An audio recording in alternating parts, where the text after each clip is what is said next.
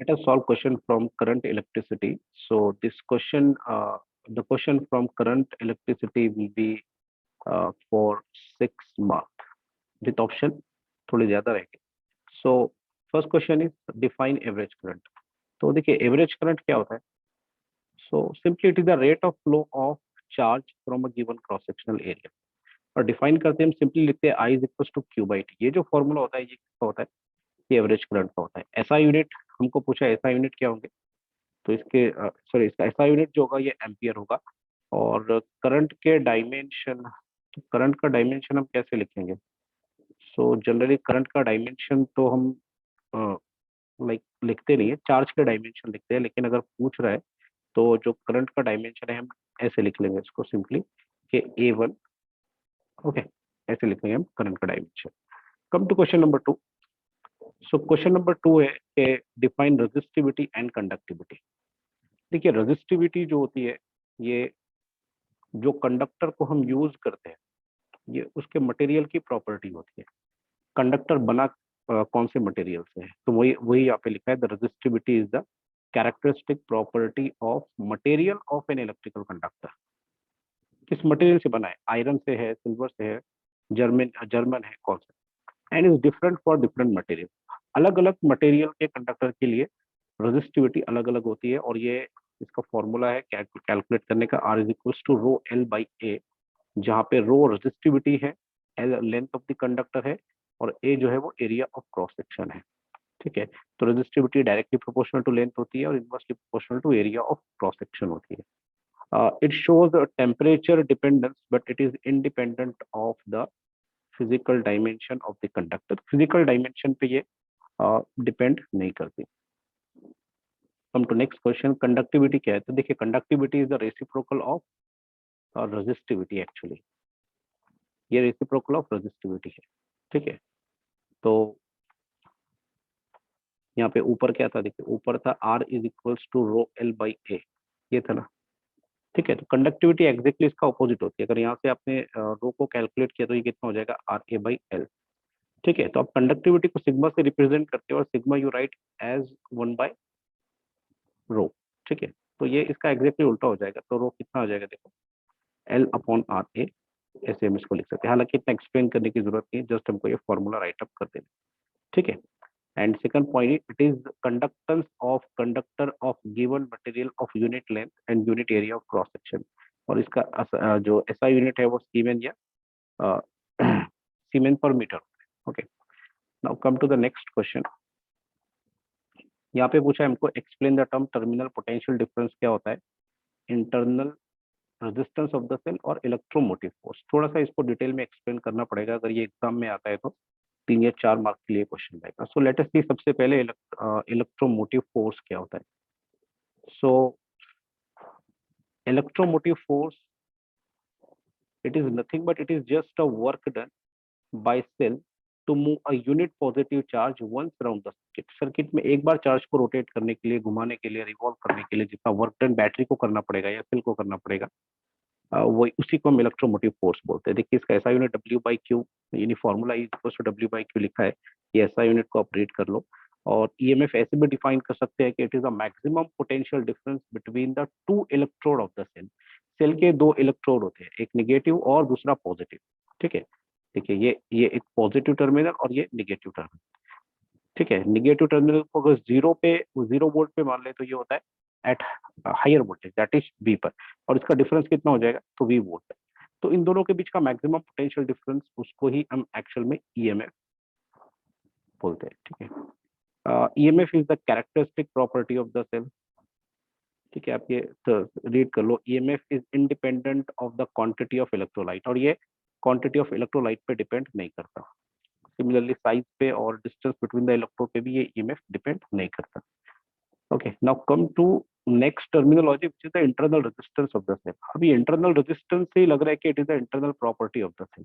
ये सेल की internal property है and it is nothing but it is the opposition offered to the flow of electron by the electrolytic solution inside the cell.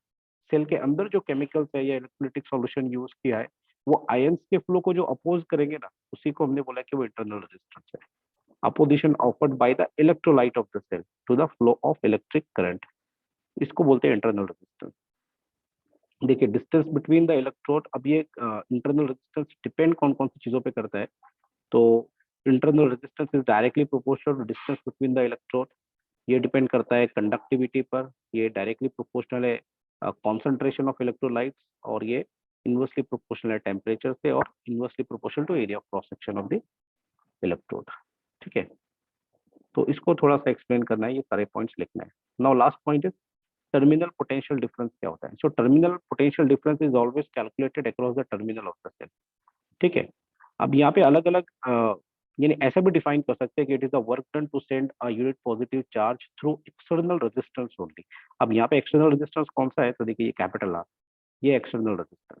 External resistance से किसी charge को flow करवाने के लिए जो वर्क डन करना पड़ेगा बैटरी को, उसी को हम टर्मिनल पीडी बोलते हैं। अब इसके कुछ अलग अलग केसेस है, जैसे कि जब सेल डिस्चार्ज हो रहा है, ठीक है, when cell is discharging current inside the cell is from cathode to anode, cathode से एनोड की तरफ फ्लो होता है, और उस वक्त की ये इक्वेशन हमको गिवन है। जब ये डिस्चार्जिंग है यानी हम करंट को विड्रॉ करते हैं, ठीक है, तो जब करंट को विड्रॉ करेंगे तो ऑब्वियस बात है, ये इक्वेशन कैसे आई है, तो करंट को हम लिखते कैसे है, ईएमएफ ई अपॉन टोटल रेजिस्टेंस ना, तो टोटल रेजिस्टेंस यहाँ पे क्या है, ये कैपिटल आर और ये स्मॉल आर, ये हो गया टोटल रेजिस्टेंस, और बाकी सारी इक्वेशन ये इसी इक्वेशन की हेल्प से हमने लिखी है।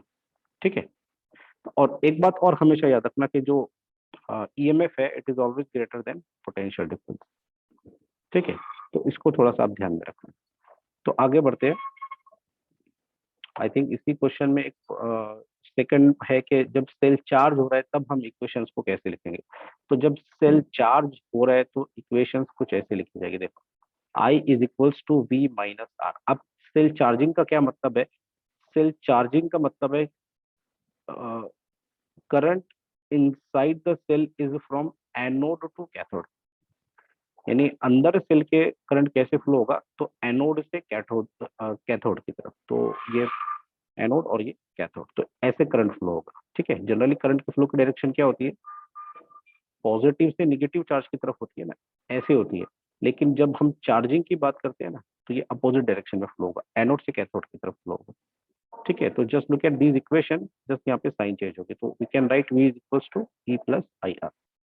जस्ट इस इक्वेशन को एक बार देखो, और लास्ट में ये वाला केस भी देखो कि ये भी एक इम्पोर्टेंट है केस के when cell is in open circuit. अगर सेल ओपन सर्किट किसी क्वेश्चन में मेंशन है, न्यूमेरिकल में कई बार आता है, उसका मतलब होता है कि आर कितना है, इनफाइनाइट है। अगर इनफाइनाइट रेजिस्टेंस हो गया तो उस सेल में या उस ब्रांच में करंट फ्लो ही नहीं होगा। आर इनफाइनाइट होने का मतलब है करंट फ्लो ही नहीं होगा। ठीक है, तो इसका मतलब यही हो जाता है कि सर्किट में जो करंट है वो कितना है, जीरो है। ठीक है, now come to the next question. हमको एक कलर कोड दिया है, और इस कलर कोड से हमको पूछा है कि इसका वैल्यू कितना होगा, एस्टिमेट द रेजिस्टेंस, हमको रेजिस्टेंस पूछा है, तो जल्दी से इसको मैं सॉल्व कर लेता हूँ। पहला कलर कौन सा है, देखिए पहला कलर ब्लू है, तो ये फर्स्ट डिजिट होता है, तो ब्लू कलर के लिए फर्स्ट डिजिट मैंने कैलकुलेट करके रखा है, ये 6 होता है। अब वो टेबल को देख लेना एक बार, बीबी रॉय ग्रेट ब्रिटेन वाला टेबल। ठीक है, उसके बाद सेकंड डिजिट ग्रे है, ग्रे का जो नंबर है वो 8 होता है। तीसरा जो होता है वो मल्टीप्लायर होता है, मल्टीप्लायर की वैल्यू है 10⁻3। ठीक है, और लास्ट में है यहाँ पे गोल्ड, और गोल्ड होता है यानी लास्ट वाली जो लाइन होती है या जो कलर होता है वो टॉलरेंस लेवल होता है। गोल्ड का टॉलरेंस लेवल है ±5%, तो ये आ गया रेजिस्टेंस। ठीक है, ये आ गया रेजिस्टेंस, बहुत आसान है ये कैलकुलेट करना। चलिए नेक्स्ट क्वेश्चन पे आते हैं। सो नेक्स्ट क्वेश्चन इज, एक सेल हमको दिया है 2 वोल्ट का, ये सेल है, मैं जल्दी से डायग्राम बनाता हूँ। एक सेल है 2 वोल्ट का, ठीक है, 2 वोल्ट का एक सेल है, इंटरनल रेजिस्टेंस लगा है यहाँ पे, कितना है इंटरनल, 2 ओहम का इंटरनल रेजिस्टेंस है। ठीक है, और एक यहाँ पे एक एक्सटर्नल रेजिस्टेंस भी सर्किट में कनेक्ट किया है, ये एक्सटर्नल रेजिस्टेंस भी कनेक्ट किया है, और ये है कितना, 18 ओहम, 18 ओहम का ये एक्सटर्नल रेजिस्टेंस है। ये कैपिटल आर ले लेता हूँ, ये रेजिस्टेंस स्मॉल आर, और ये बैटरी का ईएमएफ ई। हमको पूछा है potential difference between the to and, नहीं पहला क्वेश्चन है करंट कैलकुलेट करना है, तो करंट तो सबसे ज्यादा आसान है कैलकुलेट करना। करंट क्या होता है, तो I is equals to E upon R plus R, तो E कितना है हमारे पास, 2 डिवाइडेड बाय ये R है 18 + 2 विच इज 1, सॉरी कितना हो जाएगा ये 2/20 which is equals to 1/10 which is equals to 0.1 ampere. Current मिल गया। करंट कितना फ्लो होगा इस टाइप के सर्किट से? 0.1 एम्पियर। ठीक है। सेकेंड क्वेश्चन देखो, पोटेंशियल डिफरेंस यहाँ पे कैलकुलेट करेंगे across this resistance. So potential difference कितना हो जाएगा? V is equals to IR। I कितना है? 0.1, रेजिस्टेंस कितना है? 18। तो पोटेंशियल डिफरेंस फाइनली कितना मिल जाएगा? 1.8 वोल्ट। ठीक है। ओके, तो come to the next question. Question number 60 है, evaluate the resistance for the following colour code. अलग अलग कलर कोड दिए हैं यहाँ पे, और जल्दी से देखिए, एक मैं बता देता हूँ, बाकी का आप लोग सॉल्व कर लेना। देखिए, येलो, वॉलेट, ब्लैक, सिल्वर। तो येलो का फर्स्ट डिजिट होता है 4, वॉलेट का सेकंड डिजिट 7, ब्लैक का जो होता है ये इसका मल्टीप्लायर, और सिल्वर है इसके ±10% का टॉलरेंस लेगा। ठीक है, तो दैट्स इट। 4 × 7 मल्टीप्लाइड बाय ये कितना हो जाएगा? 10⁻0, that is 10 power, anything power to the 0 is 1 ohm ±10%। ठीक है, चलो जल्दी से नेक्स्ट वाले इस पे आते हैं। सेकंड देखो टेबल में, ग्रीन, ब्लू, रेड, गोल्ड। ठीक है, सेम यहाँ पर भी है। ये फर्स्ट डिजिट 5 × 56 × 10⁻2 +-5%। ओके, तो ये कुछ खास नहीं है। आई थिंक ये आप लोगों को कैलकुलेट करके आते हैं। थर्ड वाला देख लीजिए कितना आंसर आता है। 10 × 10⁻3 +-5 ohm. Okay, come to the next question. यहाँ पे है, एक कंडक्टर है द रेजिस्टेंस। एक कंडक्टर के पास रेजिस्टेंस 15 ओहम का है, और एक मिनट मुझे, हाँ ठीक है, 15 ओहम एट 10 डिग्री सेल्सियस। ठीक है, तो ये इनिशियल दिया है यहाँ पे, रेजिस्टेंस R1 दिया है 15 ओहम, टेम्परेचर का कितना है? 10 ohm, and 18 ohm at 400 degree Celsius. तो रेजिस्टेंस कितना है? 18 ओहम, और अगला जो टेम्परेचर है यानी फाइनल टेम्परेचर है वो कितना है? 400 डिग्री सेल्सियस।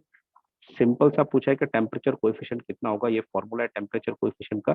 सारी वैल्यूज रखो, सारी वैल्यूज क्वेश्चन में गिवन है, सॉल्व करके तुमको आंसर मिलेगा। ये देखो, 5.12 × 10⁻⁻4 पर डिग्री सेल्सियस। इसमें कुछ खास नहीं, जस्ट फॉर्मूला और कैलकुलेशन है। Come to next one. हाँ, यहाँ पे हमको दिया है, lamp is rated at 60 watt, 60 watt 24 volt.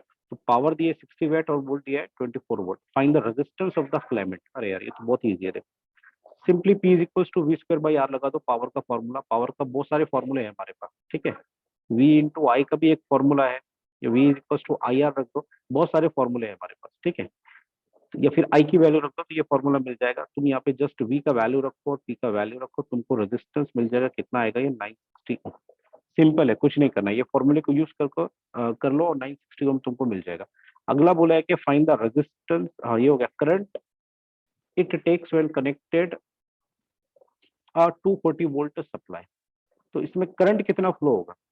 Current का करंट कितना फ्लो होगा? सेम सप्लाई है, तो I is equal to V/R।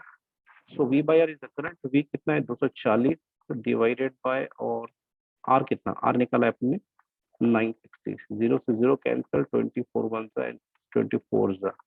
So I is equal to 1/4 ampere. चाहो तो आगे सॉल्व कर लो।